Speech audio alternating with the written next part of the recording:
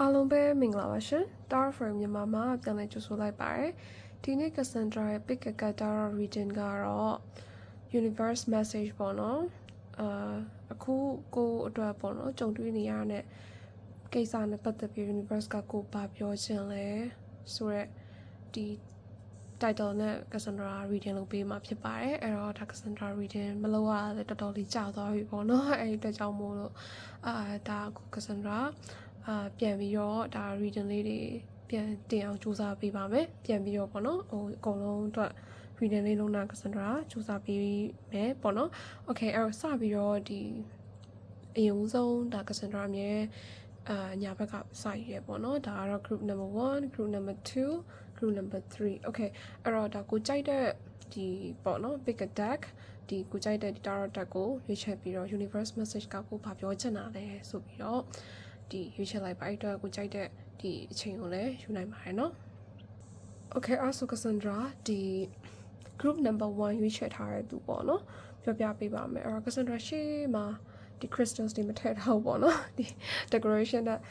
ထည့်ဖို့မေ့သွားလို့အခုဒီ pile ဒီ one မှာ Cassandra ထည့်လိုက်တယ်ဒါက decoration purpose only ပဲဖြစ်တဲ့အတွက်ကြောင့်မလို့ဒီ crystals တွေခိုင်းထားတာမဟုတ်ဘူးပေါ့เนาะဒါတော့ Cassandra ဒီတိုင်းပြောပြပေးတာပါ okay စပြီးတော့ဒီ pile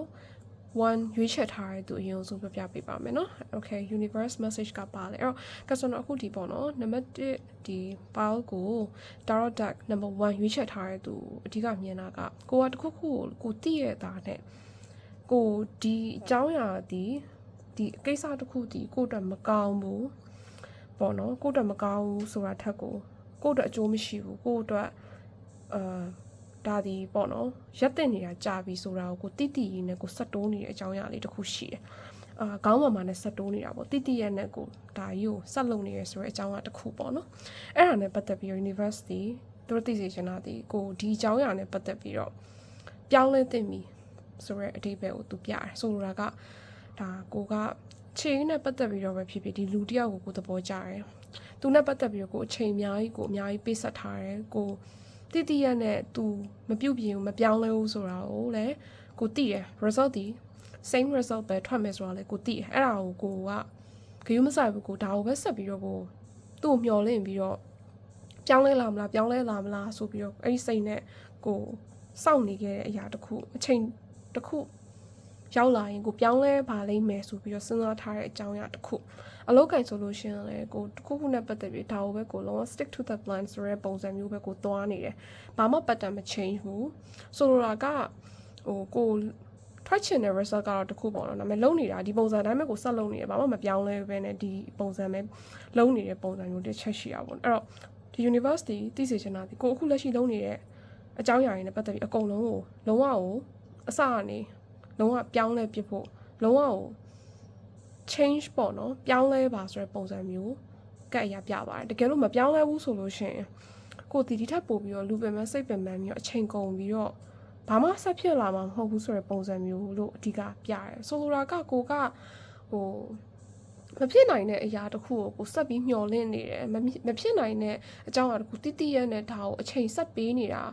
ဆိုတဲ့အရာကို universe ကသိစေချင်တယ်အဲ့ဒါကိုပြောင်းလဲစေချင်တယ် at least ပေါ့နော်ကိုဟိုတခုခု changes ကိုဖာနဲ့ကိုပြောင်းလဲယူရမယ်ဆိုတဲ့သဘောကိုအဓိကပြပြီးတော့ဒီ tarot deck number 1ချက်ထားတဲ့သူတွေအပေါင်းအသင်းအရန် view site ပါဒီ energy ကိုအဲ့လိုမျိုးပေါ့နော်ကိုဘေးနာအပေါင်းအသင်းတွေကဟိုဒါကိုလုံနေရတည်ရတာနဲ့မလုံနဲ့လို့ပြောတဲ့သူထက်လုံဆိုပြီးတော့အဲ့လိုကိုမြောက်ပေးနေတဲ့သူတွေနည်းနည်းပိုများတယ်အဲ့တော့ဒါမြောက်ပေးရဆိုတော့သူတို့ရဲ့စိတ်ထဲမှာသူတို့ရဲ့ intention ဒီကစားတာကောင်းတာမကောင်းတော့ဆိုလိုတာမဟုတ်ပေမဲ့ကိုယ့်ရဲ့အပေါင်းအသင်းနဲ့ပတ်သက်ကိုယ်စိတ်ထဲမှာဒါကတော့ကိုအနီးဆက်တဲ့သူစီရောက်နေပြီကိုအကြံဉာဏ်ယူတာပေါ့နော်အကြံဉာဏ်ယူတဲ့အခါမှာကိုယ့်ရဲ့အကြံဉာဏ်တွေကယူတဲ့သူကစိတ်ပါတီဖြစ်စေမပါတီဖြစ်စေသူပြောလိုက်တဲ့စကားတစ်ခုကိုကဒါကိုတေးချာ attention ယူပြီးတော့လုပ်နေတဲ့အတွက်ကြောင့်အဲ့ဒါမှားနေရဆိုတော့လည်းသူပြရတယ်အဲ့အတွက်ကြောင့်ကိုဘေးမှာရှိရလူတွေလည်းနည်းနည်းလေးပြန်စီစစ်စေချင်တယ်ပေါ့နော်ဒါဆိုတော့ဆိုလိုတာသူတို့ကောင်းတယ်မကောင်းဆိုလိုတာမဟုတ်ဘူးဒါပေမဲ့သူတို့ဒီအပျော်ပဲဖြစ်ဖြစ် fan ဖြစ်တဲ့အနေနဲ့ပဲဖြစ်ဖြစ်ဟိုသူတို့ရဲ့ကိုပေးတဲ့ ideas ဒီနည်းနည်းလေးတွဲနေရဆိုတဲ့ပုံစံမျိုးလေးကိုတစ်ချက်ပြတာအဲ့ဒါအကြောင်းမို့လို့အပေါင်းအသင်းမိတ်ဆွေနဲ့ပတ်သက်ပြီးတော့လည်းပြန်ပြီးတော့စီစစ်စေချင်အဓိကတော့ဒီ Tarot deck number 1 Cassandra suggest လုပ်တာပေါ့နော်အခုလက်ရှိမှာကိုယ်တိုင်က okay ဒီ Cassandra reading နဲ့ energy ကြိုက်တယ်ဆိုလို့ရှိရင်လုံးဝကိုအတွက်ဒီ system ဒီလုံးဝကိုဒီမှာဆိုလို့ရှိရင်ပေါ့နော်ဒါ angel message ထဲမှာဒါလုံးဝ let go of belief systems that no longer work for you ဆိုတော့ဒီလုံးဝ let go လုပ်ကိုလုပ်ရမယ်ဒီအကြောင်းကလည်းပတ်သက်ပြီးတော့လုံးဝဘယ်လိုပြောမလဲလူပုဂ္ဂိုလ်နဲ့ပဲပတ်သက်ပြီးတော့ဖြစ်ဖြစ်ကိုသတ်မှတ်ထားတဲ့အရာတစ်ခုပေါ့နော်ကိုစိတ်ထဲမှာထင်နေတဲ့အရာတစ်ခုတည်ဘလို့မှစင်ပြေနိုင်ဘူးလုံးဝ let go လုပ်ကိုလုပ်ပါဆိုတဲ့ပုံစံမျိုးအဲ့လိုမျိုး let go လုပ်လိုက်တာနဲ့အများကြီးကိုယ့်ရဲ့ life မှာပြောင်းလဲမှုတွေကံကောင်းမှုတွေတခြားပေါ့နော် universe ကကိုပေးချင်ရမ်းနဲ့ပေးလို့မရဘူးဘာလို့ဆိုကိုဒီအဲ့အရာကြီးအကုန်လုံးကိုယ့်ရဲ့ဘယ်လိုပြောမလဲလမ်းပလုံးနိုင်တဲ့အတွက်ကြောင့်မလို့ universe ကပေးမဲ့အရာတွေကိုကလက်ခံလို့မရဘူး block လုပ်ထားသလိုဖြစ်နေတာပေါ့နော်အဲ့ဒါနဲ့ပတ်သက်ပြီးတော့လုံးဝကိုယ်တိုင်ပြောင်းလဲဖို့လိုရဲဆိုတဲ့ပုံစံမျိုးရှိပါတယ်ပြီးတော့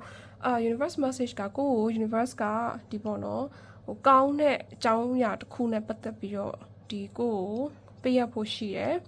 ဒါကိုယ်ကိုခွင့်လန်းတစ်ခုခွင့်ရတစ်ခုကိုယ့်အတွက်ပျော်ရွှင်မှုပေါ့နော်ကိုယ့်ရဲ့ကံကောင်းမှုနဲ့ပတ်သက်ဆက်တဲ့အကြောင်းအရာတစ်ခုပေးဖို့ရှိတယ်အဲ့ဒါနဲ့ပတ်သက်ပြီးတော့လည်းဒါလာဖို့ရှိရဲအဲ့တော့အဲ့ဒါကိုလည်းဒါပေါ့နော်ကိုလုံးဝအချိန်မဆွဲဘဲနဲ့မြန်ဆက်ဆက်အကောင့်ထဲပေါ်စီခြင်းနဲ့ပေါ့နော်ရလာတဲ့အခွင့်အရေးတစ်ခုအဲ့တော့ဒီ energy ကတော့ဒါ universe ကပေးရ message ပါ okay ဒါတော့ Cassandra ဒီ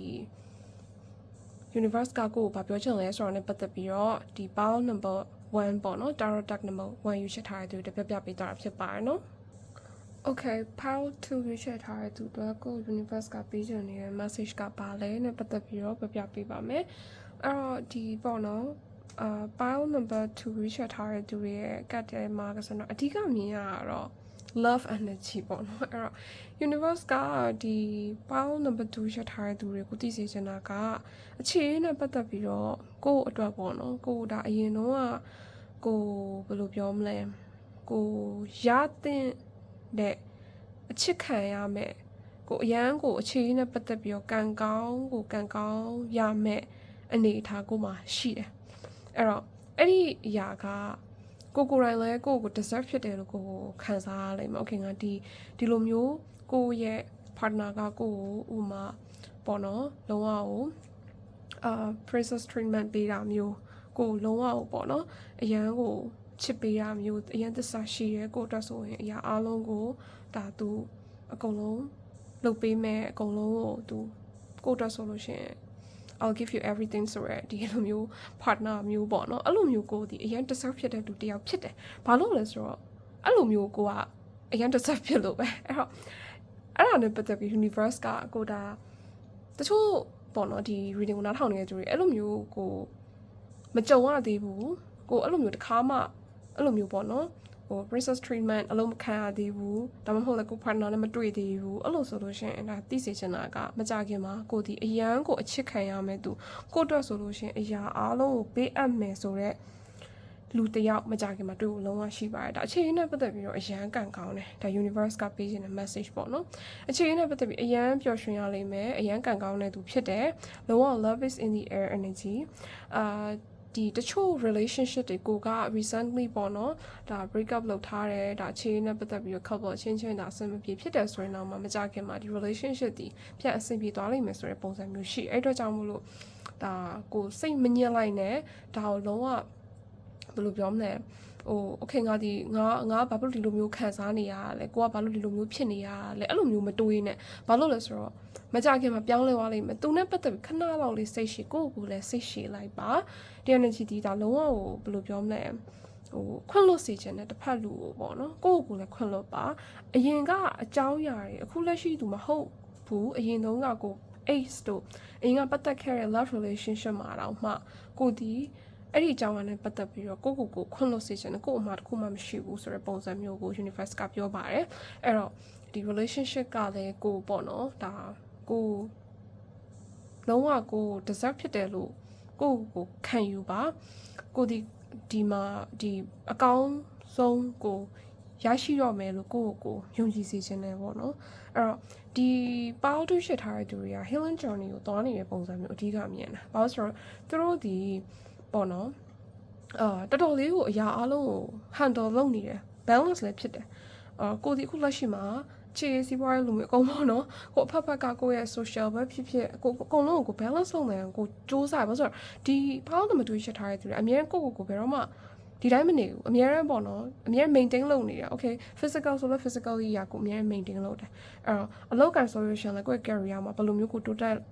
ရမလဲကိုအများအဲ့လို long time ကိုစဉ်းစားကိုအများ long time plan နဲ့လာ okay ဒီနှစ်မှာကိုဒါပြီးရမယ်အဲ့လိုပုံစံမျိုးနဲ့လာအများကိုမှာတစ်ခုပေါ့နော်I'm working on it ဆိုတဲ့ပုံစံမျိုးလူတွေများတယ်ဒီ Paul to ရွေးချယ်တဲ့သူတွေအဲ့ဒီတော့ကြောင့်မို့လို့ universe ကလည်းအဲ့ဒါကိုတည်ကိုအရန်စူးစမ်းတယ်ဒီလိုအခြေအနေမျိုးဒီလိုမျိုးဖြစ်အောင်ကိုအများကြီးကိုဘက်ကပေးဆက်ထားတယ်ကိုလှုပ်ထားတယ်ဆိုတာကိုလည်းသူတို့တည်ပြကိုတိုင်ကလည်းအရာအားလုံးအဲ့လိုပေါ့နော်ဘယ်လိုပြောမလဲ healing ဖြစ်အောင်ကိုတိုင်လှုပ်ယူနေတယ်တချို့လူတွေအရန်ပင်ပန်းနဲ့ခက်ခဲရဆိုရင်တော့မှကိုမဖြစ်အောင်ကိုဘယ်တော့မှဒီတိုင်းပေါ့နော်အနစ်နာမခံဘယ်လိုအနစ်နာမခံတော့မဟုတ် sorry ဒီပေါ့အနာမခံဘူးပေါ့ပြောမှဆိုအပေမခံဘူးပေါ့အညစ်မခံဘူးအဲ့လိုအညစ်ပေမခံနိုင်ဘူးကိုဒီလုံးဝ clean ဖြစ်တဲ့ stage တစ်ခုမှာပဲကိုထားရဲဆိုတဲ့ energy မျိုးအရှမ်းကောင်းတယ်ဒီ fall to ရွေးချယ်ထားတဲ့ Cassandra ဒီ energy အရင်သဘောကျပါတယ်အဲ့တော့အဲ့ဒီအတိုင်းပဲဆက်ပြီးတော့နေစေချင်တယ် universe ကလည်းအဲ့ဒီအတိုင်းပဲကိုဆက်ပြီးတော့ရှိစေချင်တယ်တခုရှိတာဒီ fall to ရွေးထားတဲ့သူတွေနည်းနည်းလေးတစ်ခါလေးကြာနည်းနည်းခေါင်းမာတဲ့ပုံစံမျိုးလေးရှိတယ်အဲ့ဒီခေါင်းမာတဲ့ခါကျတော့ဘာဖြစ်လဲဆိုတော့အဲ့လိုပေါ့နော်တချို့သူတွေကကိုအဲ့လိုမျိုးနည်းနည်းပေါ့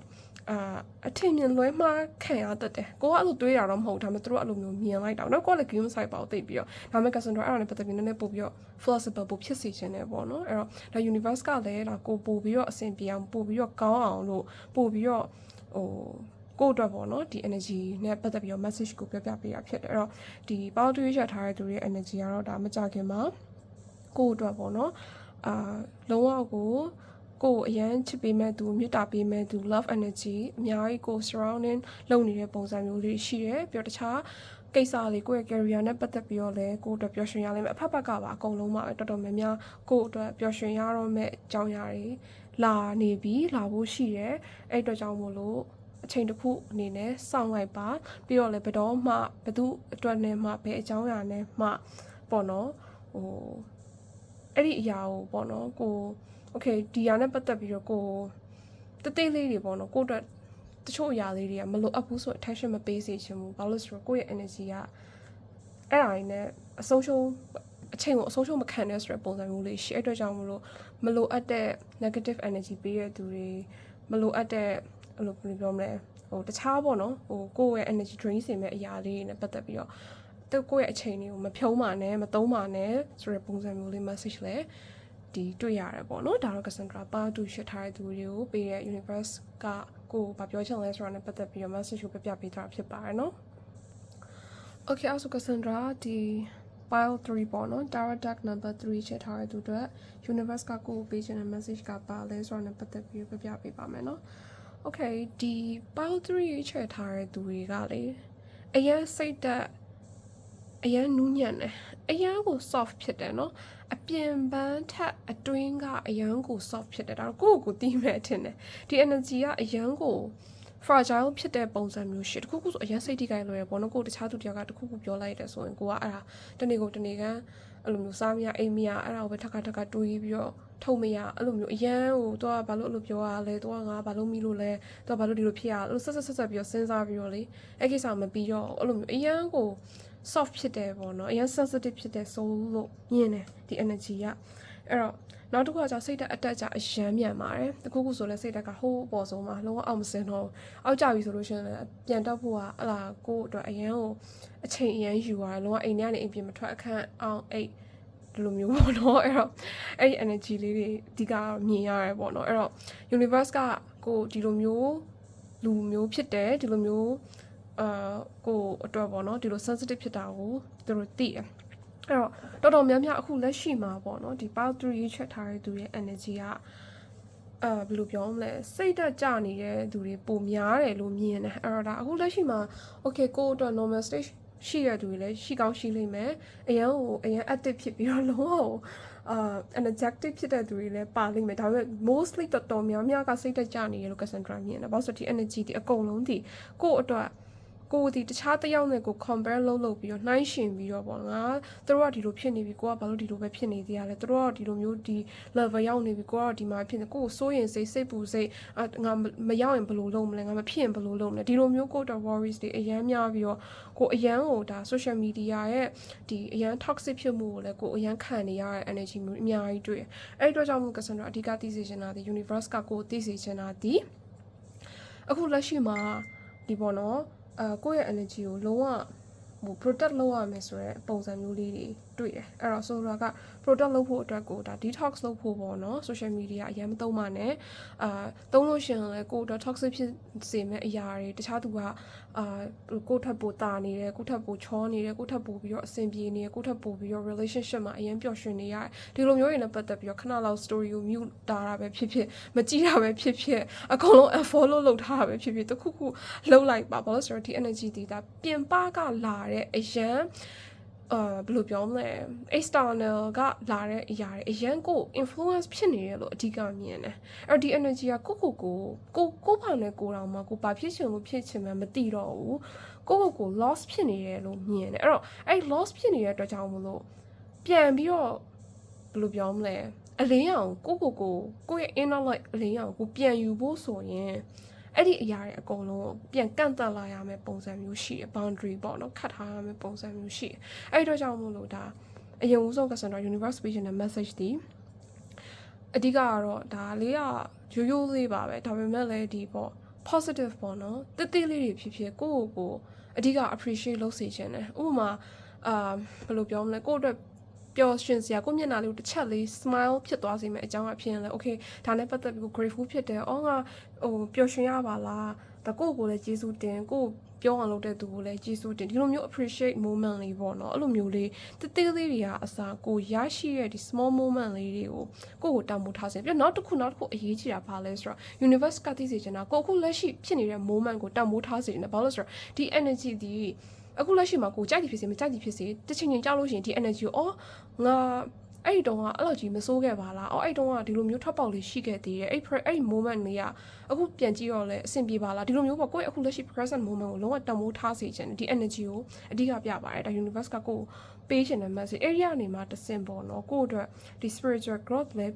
ဖြစ်ပြီးတော့ကိုယ့်အတွက်ပြန်ပြီးတော့ကိုကဘယ်လိုလူမျိုးလဲဆိုတော့ကိုပြန်ပြီးတော့ကိုပြန်လဲရှာဖွေတွေးရှိသွားလိမ့်မယ်ဒါကိုအဓိကဆိုလို့လား universe ကဒီຢာကို message ပေးချင်တာဘာလို့လဲဆိုတော့ကိုကလေတကယ်တော့အရန်ကို spiritual person လို့တော့ပြောလို့ရတယ်တချို့လူတွေ spiritual နဲ့ပတ်သက်ပြီးတော့လည်းအရန်စိတ်ဝင်စားလိမ့်မယ်ဒီလိုမျိုး tarot လို့ spiritual journey တို့တခြားပေါ့နော်ကိုအတွက်ဒီအဲ့လိုမျိုးနဲ့ပတ်သက်ပြီးတော့ပိုစိတ်ဝင်စားတဲ့ပုံစံမျိုးရှိတယ်သူတို့ရဲ့ energy ကလည်းအခြားသူတွေနဲ့မတူအဲ့ကြောင့် Cassandra ခုနပြောအရန် sensitive ဖြစ်တယ်အရန် influence အရန်ဘယ်လိုပြောမလဲတခုခုဆိုအရင်ကိုရိုက်ခတ်တာမြန်တယ်ကို protection လုပ်ရမယ်ဆိုတော့ကိုကအဲ့အားကြောင့်မို့လို့လည်းပါတယ်အဲ့တော့ကြောင့်မို့အဓိကကတော့ဒီပေါ့နော်ပြင်ပလာတဲ့အဲ့ဒီအရာလေးကိုလုံးဝအထိမခံပါနဲ့ကို protect လုပ်ပါမခံစားပါနဲ့ light မခံစားပါနဲ့ဘယ်သူပါပြောပေါ့နော်ပြီးတော့နောက်တစ်ခုကဒီ universe ကတခု energy တခုမြင်တာ unexpected တခုပေါ့နော်ကိုမမျှော်လင့်ထားပဲနဲ့ကိုအကြာကြီးကိုစောင့်မျှော်နေတဲ့အရာတခုကကိုစီကိုမကြခင်လာတော့မယ်ဆိုတဲ့အရာတခုတွေ့ရတယ်မိမိဒါဒီအကြာကြီးပေါ့နော်ကိုရက်တက်နေတဲ့အရာတခုကိုရဲ့ life မှာအဲ့ဒါဒီမကြခင်မှာကိုအတွက်ပြန်လဲပတ်လာတဲ့ကိစ္စတခုပြန်လဲပြီးတော့ဘယ်လိုပြောမလဲကို maybe ဒါနဲ့ပတ်သက်ကိုပြစ်ထားကြပြီပေါ့ကိုမလုပ်ဖြစ်တော့ဘူးပေါ့ဒါပေမဲ့အဲ့ဒါပြန်လုပ်ဖြစ်မယ်အဲ့ဒါဒီပြန်ပြီးတော့မကြခင်မှာပြန်အဆင်ပြေလိမ့်မယ်ဆိုတဲ့ပုံစံမျိုးလို့ကအရာမြင်တယ်အဲ့ဒါဒီ universe ကကိုပေးချင်တဲ့ message ပေါ့အဲ့ဒီတစ်ခုနဲ့ပတ်သက်ပြီးတော့ don't give up လုံးဝ give up မလုပ်ပါနဲ့ဒီပေါင်း number 3ချက်ထားတဲ့သူကပေါင်း number 1ချက်ထားတဲ့သူနဲ့လုံးဝမတူပေါင်း number 1ကကြတော့ဒါလုံးဝပေါ့နော်ကိုလုံးနေတဲ့အရာဒီဝေးကိုအကုန်လုံးပြောင်းစေချင်တာတစ်ခုလုံးပြောင်းလိုက်ပိုကောင်းတယ်ဆိုတဲ့ပုံစံဒါမဲ့ဒီပေါင်း number 3အခု Cassandra ပြောပြနေတဲ့ဒီ3ဒီကိုလက်ရှိလုပ်နေတဲ့အရာကိုစမလုပ်တော့ပါဘူးဒါကဘယ်မှရောက်မှာမဟုတ်ဘူးအချိန်ကြီးလည်းရမ်းကုန်နေပြီအဲ့လိုမျိုးကိုသတ်မှတ်ထားရဆိုရင် no ဆက်လုပ်ပါတနေ့နေ့တစ်ချိန်ချိန်ကြာကိုလိုချင်တဲ့နေရာကိုလုံးဝရောက်လိမ့်မယ်လုံးဝရောက်လိမ့်မယ်အဲ့ဒါနဲ့ပတ်သက်ပြီးတော့လုံးဝ give up မလုပ်လိုက်ပါနဲ့ဆိုရယ် message လုံးဝမတူဘူးပေါ့နော်အဲ့ဒါလေးတစ်ချက်ဒါကတော့ကို message နဲ့ကိုပေါ့နော်ဒါ universe ကပေးချင်တဲ့ message ဒီ ဒီပေါင်း number 3 shit ထားတဲ့သူတွေမကြခင်မှာကိုယ့်ကို proud moment ဖြစ်ရမယ့်အကြောင်းအရာတစ်ခုလုံးဝရောက်ရှိလာနိုင်မယ်ကိုယ့်ရဲ့ gut feelings ကိုလည်းလုံးဝယုံကြည်စေချင်တယ်အဲ့ရောကစတော့ရှေ့မှာပြောတာလုံးဝတခြားသူတွေရဲ့ကိုယ်လွှမ်းမိုးမခံပါနဲ့ဆိုတာလေအဲ့ကိုယ့်ရဲ့ကိုယ်ပိုင် own opinion ကိုယ့်ရဲ့ကိုယ်ပိုင် intuitive ပျောက်သွားမှာဆိုလို့ဘာလို့လဲဆိုတော့ဒီပေါင်း number 3 shit ထားတဲ့သူတွေကအရင် intuitive အရင်အားကောင်းတယ်ကိုယ့်ရဲ့ gut feeling ကိုယုံကြည်စေချင်တယ်ဒီလိုကကောင်းတယ်ဆိုရင်ဒီလိုကကောင်းလို့ပဲဒီလိုကမကောင်းဆိုဒီလိုကမကောင်းလို့ပဲသူဘယ်လောက်ပဲပြုံးပြဘယ်လောက်ပဲအရင်ကိုယ့်ပေါ်မှာသဘောကောင်းကိုယ်စိတ်ထဲမှာတိတ်မကောင်းထင်တယ်ဆိုလုံးဝမကောင်းပါဘူးအဲ့ဒါကဆိုတော့ဘယ်သူမှသွားမမင်းနဲ့တခြားသူတွေလည်းမမင်းနဲ့အဲ့ဒါတကယ်မကောင်းလို့ပဲအဲ့လောက်ထိကိုယ့်ရဲ့ gut feeling ကိုယုံကြည်စေချင်တယ်အဲ့ဒါဒီအမြဲ is always be trusted ဆိုတာကိုသိစေချင်တယ်အဲ့တော့ကိုဒီဒါ spiritual person ဖြစ်တဲ့ energy နဲ့ပတ်သက်ပြီး sensitive အရင်ဖြစ်တဲ့အတွက်ကြောင့်မလို့ protection ကောင်းကောင်းယူပါဆိုတဲ့အဓိပ္ပာယ်ကအဲ့လိုပေါ့နော်ကို negative ဖြစ်စေမဲ့ energy drain ဖြစ်စေမဲ့အရာတွေရှောင်း drama များတဲ့တကယ်ရင်တွေကိုနည်းနည်းရှောင်းလောလောဆယ်မှာပေါ့နော်အဲ့တော့ဒီ energy နဲ့ကိုပြန်ပြီးတော့ကိုပျော်ရွှင်စေမဲ့အရာတွေကိုပါကိုလှုပ်ပြီးတော့ပြန်ပြီးတော့ universe ကပြန်ပြီးတော့ကိုပြန်တိဆောက်ယူစေခြင်းတယ်ဘာလို့လဲဆိုတော့ဒီ energy ဒီ universe ကကိုပေါ့နော်ကိုကကန်ကောင်းတဲ့အထက်မှာလည်းပါတယ်တိလားကန်ထူးသူလို့ပြောလို့ရတဲ့အထက်မှာလည်းပါတယ်ကန်တွေကကိုမျက်နှာသာပေးတယ်ပေးဖို့လည်းဒီထက်ပိုပေးဖို့လည်းရှိတယ်အဲ့တော့ကြောင့်မလို့ကိုရိုင်းကဘယ်လိုပြောမလဲပေးခံရအောင်ပေါ့နော်အဲ့လိုမျိုးနေစေချင်တယ်အဲ့တော့နေဖို့ဆိုတာကလည်းဒီကိုရဲ့ energy ဒီဘိုးဖြစ်နေဖို့လိုတယ်လေအဲ့တော့အဲ့လိုပုံစံမျိုးကိုကစန်ဒရာပို့ပြီးတော့လှုပ်စေချင်တာပေါ့နော်ဒါတော့ဒီ pound number 3 shit ထားရတယ်ကစန်ဒရာဘာပြောနေလဲဆိုတော့နားလည်မယ်လို့ထင်တယ်ဒီ energy ကဘာလို့လဲဆိုတော့အဲ့လိုပေါ့နော်တစ်ခါလေကြာရင်လူတွေကကိုလူတွေကမဟုတ်ပါအဓိကကိုပေါ့ကိုရဲ့ weakness ကဒါပါလားဆိုတော့ no ခါလေကြာအဲ့ weakness ကကိုရဲ့အရန်ကိုဘယ်လိုပြောမလဲတခြားသူတွေမှာမရှိရဲ့ strong အဖြစ်ဆုံးအရာတစ်ခုဖြစ်နေတတ်တယ်အဲ့တော့အဓိကကိုယ်မှာရှိနေတဲ့အရာဒီကိုယ့်ရဲ့အားနည်းချက်မဟုတ်အဲ့အားနည်းချက်ကနေပြီးတော့လုံးဝတခြားသူတွေကလုံးဝသူတို့ live မမီရဲသူတို့မမျောလင့်ထားတဲ့ကိုယ့်ရဲ့အားသာချက်တစ်ခုဖြစ်အောင်ပြောင်းလဲပါဆိုတဲ့ပုံစံမျိုးအဓိကပြတာပေါ့နော်ဒါ universe ကပေးချင်တဲ့ message ကိုဒီ pound number 3 ချက်ထားတဲ့သူကစံတော့ပြပေးသွားတာဖြစ်ပါတယ် okay ဒါကစံတော့ဒီပေါ့နော်pound number 3ရေးချက်ထားတဲ့သူတွေအတွက်ကစံတော့ပြပေးသွားတာဖြစ်ပါတယ်နော်okay အဲ့ဆိုဒီနေ့ reading ရဲ့ဒီပေါ့နော် universe ကကိုယ်ဘာတွေပြောပြချင်လဲ universe ကကိုယ်ပေးချင်တဲ့ message ကဘာလဲနဲ့ပတ်သက်ပြီးတော့ Cassandra pound number 1 2 3ပေါ့နော်ပြောပြပေးသွားတာဖြစ်ပါတယ်အဲ့တော့ Cassandra reading ကိုအဆုံးထိကြည့်ပေးကြလို့လဲအားလုံးတယောက်ချင်းစီကိုအများကြီးကျေးဇူးတင်ပါတယ်ဒီကာလမှာ Cassandra နည်းနည်းပေါ့နော်လဲချောင်းလဲနည်းနည်းနာနေရလဲပါတယ်တိတ်မပြောက်သေးတာလဲပါတယ်အတွက်ကြောင့်မလို့စကားပြောတဲ့အခါမှာနည်းနည်းလေးအားဆိုင်ပြီးတော့ပြောရတဲ့အတွက်ကြောင့်မို့လို့နည်းနည်းဗီဒီယိုတွေလောက်ရတာနည်းနည်းခဏနားထားရလဲပါတာပေါ့နော်အဲ့တော့တခြားဒီတာရော့ဗီဒီယိုတွေလည်းအများကြီးတင်ပေးဖို့လဲ Cassandra စူးစမ်းနေပါတယ်အဲ့တော့ Cassandra အမြဲတမ်းဒီပေါ့နော်အရင်ဆုံးကတည်းကဆက်စားချင်း Cassandra စပြီးတော့ဒီတာရော့ဒီ reading နေစလုပ်ကြရအခုတက်ထိပေါ့အားပေးနေတဲ့သူတွေတယောက်ချင်းစီရအောင်လဲ Cassandra အများကြီးအခုတက်ထိအရန်ကိုကျေးဇူးအများကြီးတင်ပါတယ် Cassandra တာရော့ reading နေမတင်ပြပြင်မဲ့ဒီပေါ့ chat box ထဲမှာ Cassandra နေကောင်းရဲ့လားဗီဒီယိုတွေမတင်လို့စိတ်ပူလို့အဆင်ပြေလားအဲ့လိုမျိုးလားမေးကြရပေါ့အဲ့ဒီအတွက်ကြောင့်လဲ Cassandra အရန်ကျေးဇူးတင်တယ်အရန်စိတ်ပူပေးရတဲ့အတွက်ကြောင့်မလို့လဲအရန်အားနာတယ်ပေါ့နော်အဲ့တော့ဘယ်လိုပဲဖြစ်ဖြစ်ဒီပေါ့နော် Cassandra နဲ့အမြဲတမ်းအတူတူရှိနေပေးပြီးတော့ reading လေးတွေကိုအမြဲတမ်းပေါ့နော်Cassandra ကိုအမြဲတမ်းအားပေးပြီးတော့ဒီချစ်ခင်ပေးကြတဲ့တယောက်ချင်းစီတိုင်းလည်း Cassandra အမြဲ grateful ဖြစ်ပြီးတော့အမြဲတမ်းကျေးဇူးတင်ပါတယ်လို့ Cassandra ပြောချင်ပါတယ် okay Cassandra နောက်ဗီဒီယိုမှာတွေ့ကြမယ်အားလုံးလည်းပျော်ရွှင်ပြီးတော့အေးချမ်းကြပါစေเนาะ see you next time bye bye